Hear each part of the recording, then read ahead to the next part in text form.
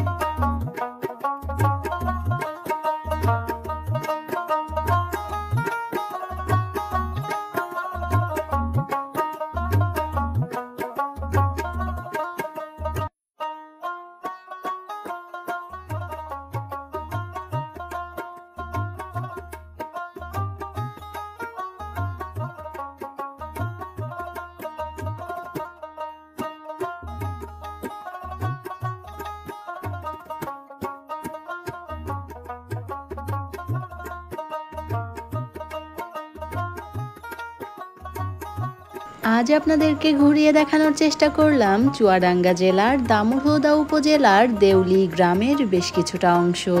সামনেই আপনারা দেখতে পাচ্ছেন দেউলি মোড়।